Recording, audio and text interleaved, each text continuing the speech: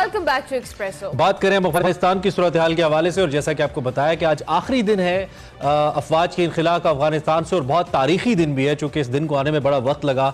और अभी इसके बाद क्या सूरत हाल डेवलप हो रही है अफगानिस्तान से, तो हम तजिया ले ही रहे थे और माहिरीन से जान ही रहे थे। इस वक्त हमें बिलाल लाखानी ज्वाइन कर रहे हैं फ्रॉम वाशिंगटन DC। आपको मालूम है हमारे तजियाकार इंटरनेशनल अफेयर्स के ऊपर गहरी निगाह रखते हैं और इस मामले को भी बहुत कीनली ऑब्जर्व करें, तो हमने जरूरी समझा कि हम इस पॉइंट ऑफ टाइम के ऊपर भी, इस हिस्टोरिकल डे के ऊपर भी बिलाल का तजिया प्रोग्राम में शामिल करें। Bilal, welcome and thank you very much for joining us early in the morning. ये जो सूरत हाल इस वक्त डेवलप हो रही है, आज लास्ट डे है, ओब्वियसली पहला सवाल मेरा यही होगा कि अमेरिका में आज का दिन कैसे देखा जा रहा है, DC के लिए आज का दिन कितना इंपॉर्टेंट है, कितना सिग्निफिकेंट है आने वाले वक्त को लेकर? बिल्कुल, एक गहरा सदमा है इधर, एक शॉक है अमेरिका के अंदर कि कैसे जो दुनिया का वाहिद सुपर पावर है उसने शिकस्त खाई। एक कुछ केवमैन है, आप कह सकते हैं कि ये लोग बिल्कुल ही ऑर्गेनाइज नहीं थे। इन लोगों ने कैसे दुनिया की इतने बड़े सुपर पावर को शिकस्त करा दी, इसके ऊपर एक बहुत गहरा सदमा है। लेकिन जो सबसे ज्यादा संजीदा जो बात है वो जो 13 अमेरिकन फौजी हैं जो एक आईसिस के खुदकुश हमलावर के थ्रू जो है जिनकी डेथ हुई है, उसके ऊपर भी बहुत सदमा है और गुस्सा है कि कैसे पिछले 18 महीने में एक भी अमेरिकन फौजी की डेथ नहीं हुई थी, क्योंकि जो पीस डील साइन हुई थी तालिबान और ट्रंप एडमिनिस्ट्रेशन ने, उसकी वजह से कोई डेथ नहीं हुई थी। उसके बाद ये पहली बार है कि इतना बड़ा अमेरिकन लॉस ऑफ लाइफ हुआ है।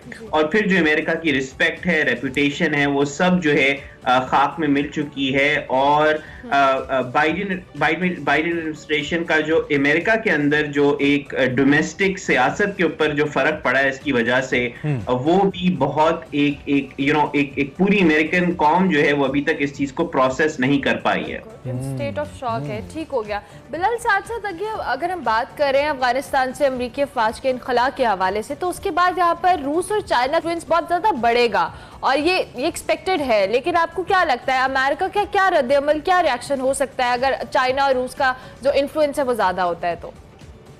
तो अमेरिका अभी ये कह रही है कि भाई हम तो अफगानिस्तान से निकल ही इसलिए रहे हैं ताकि हम चाइना जो हमारा असल एक राइवल है, हम उसके खिलाफ अपनी रिसोर्सेज को डेडिकेट कर सकें। तो अफगानिस्तान अब वो ये स्पिन दे रहे हैं कि अफगानिस्तान जो है वो तो एक ऐसा मसला है जो कोई भी सॉल्व नहीं कर सकता, तो अब ये हमारा मसला नहीं है। अब जो लोग उनके करीब करीब हैं, चाइना है, पाकिस्तान है, रशिया है, ईरान है, अब ये उनका मसला है, अब ये वो संभाले। तो अब जो है वो ये कह रहे हैं कि भाई ठीक है, हमें कोई मसला नहीं है अगर चाइना और रशिया इन्वॉल्व हों, क्योंकि एज लॉन्ग एज ये अब हमारा मसला नहीं हो तो हमें कोई टेंशन नहीं है इस चीज की। मतलब अमेरिका इस हद तक जो है वो डिसएंगेज कर रहा है।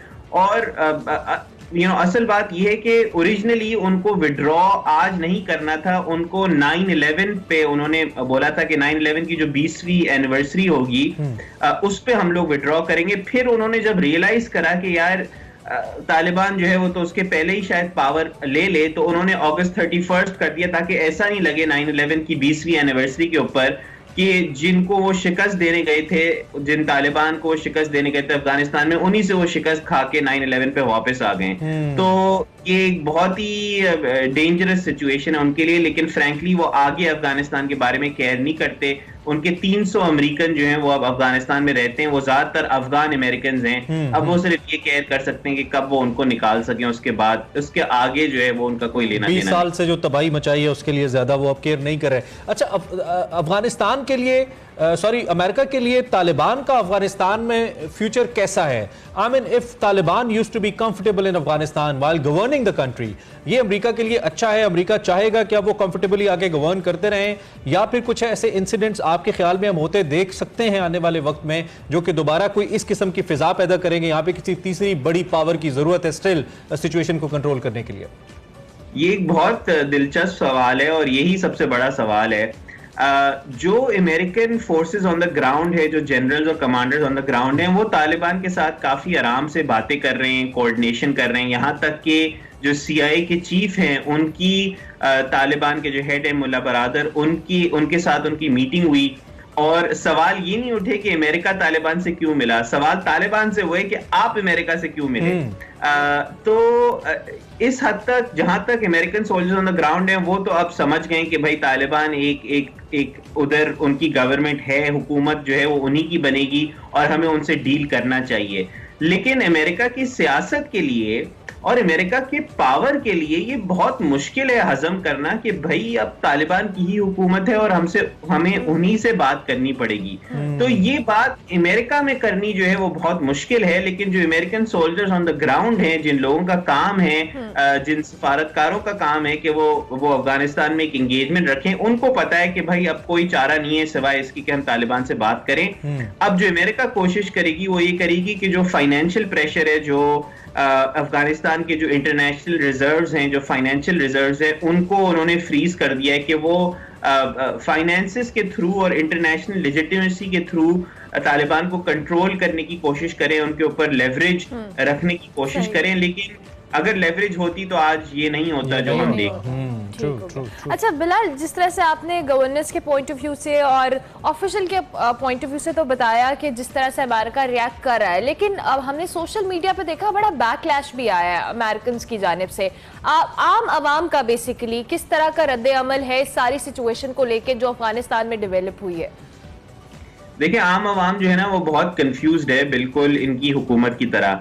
जो ज्यादातर आम आवाम है ना वो इतनी केयर नहीं करती फ्रैंकली कि अफगानिस्तान में क्या हो रहा है और क्यों हो रहा है। और इसी वजह से बाइडेन एडमिनिस्ट्रेशन ने ये फैसला किया था कि हमें अमेरिकन के ट्रूप्स जो हैं वो इधर से निकालने हैं। तो आम आवाम जनरली तो केयर नहीं करती, लेकिन फिर जो काबुल एयरपोर्ट की तरफ से जो इमेजेस बाहर आए, जो फिर अमेरिकन फौजी की डेथ्स हुई, उसकी वजह से ऑब्वियसली एक अमेरिकन अवाम में एक गुस्सा है कि भाई ये हमारे साथ क्या हुआ है और ये हमारे साथ क्यों हुआ है। और अभी जो है वो लोग कह रहे हैं कि नहीं इतना बुरा नहीं हुआ है, अमेरिकन पावर को कोई इतनी हर्ट नहीं हुई है। लेकिन लॉन्ग टर्म में ये चीज वाजे हो जाएगी कि जो अमेरिका था वो अब अमेरिका नहीं है और अमेरिकन अवाम को इस चीज की जो कॉस्ट है वो देनी पड़ेगी। और एक गुस्सा जो है वो पाया जाता है कि भाई ये हमारे साथ क्यों हो रहा है और कैसे ये इतनी बुरी तरीके से प्लान है। लास्ट बताओ दलीस, जो बाइडेन के हवाले से मैं आपसे, यहाँ वो बहुत ज्यादा तनकीद की जद में है, तनकीद की जद में रहे हैं, खासतौर पे it's a war of perception as we say. तो परसेप्शन तो यही है कि अमेरिका हार के निकला और बुरी तरह निकला है, तो उस पे बाइडेन पे तनकीद है। लेकिन when we see America's economic condition, तो उसके लिए ये बहुत अच्छा है, क्योंकि जो पैसा उनका इधर आ रहा था वो यकीनी तौर पर अब शायद वो अमेरिकनों पर लग पाएगा, तो they might be happy. Biden के लिए फ्यूचर कैसा है? क्या तनकीद की जद में रहेंगे या आपको लगता है कि इकोनॉमी को लेकर आने वाले वक्त में अमेरिकन उनसे खुश होंगे कि अच्छा फैसला टाइमली कर लिया? देखिए, अफगानिस्तान के पहले जो अभी हुआ है, बाइडेन जो था वो बहुत पॉपुलर था। यहां तक कि जो इंडिपेंडेंट्स थे, जो रिपब्लिकन नहीं थे या डेमोक्रेट्स नहीं थे, वो बाइडेन के साथ खड़े थे क्योंकि इकोनॉमी बेहतर हो रही थी, कोविड जो है वो बेहतर हो रहा था इधर। अब कोविड भी वापस से बाहर आना शुरू हो गया डेल्टा की वजह से, और काबुल में जो इमेजेस सामने आए उसकी वजह से बाइडेन पहली बार जो है उसकी पॉपुलैरिटी रेटिंग्स जो हैं वो गिर रही हैं। और ये मजीद चलते रहेगा क्योंकि रिपब्लिकन्स को अभी तक समझ नहीं आ रहा था कि वो कहाँ अटैक करें बाइडेन को, क्योंकि कोविड पे भी उसने अच्छी तरीके से चीजें संभाली हुई थी और इकोनॉमी पे भी। लेकिन अब तनकीद शुरू होगी और ट्रंप ने जो है वो तो बोल भी दिया है कि इनको रिजाइन करना चाहिए बाइडेन को। और अब एटलीस्ट बाइडेन एडमिनिस्ट्रेशन में किसी न किसी बड़े ओहदेदार को अपनी जो है वो सीट गिव अप करनी पड़ेगी, कुर्बानी का बकरा बनना पड़ेगा। ठीक हो गया। Thank you very much Bilal for joining us all the way from Washington C. Bilal Lakhani हमारे साथ मौजूद थे, अफगानिस्तान में जो सिचुएशन है, अमेरिकी अफवाज का जो इनखला है उसके हवाले से बात कर रहे थे। अभी हम एक ब्रेक लेंगे, ब्रेक के बाद हाजिर होंगे। आप देखते रहिए एक्सप्रेस।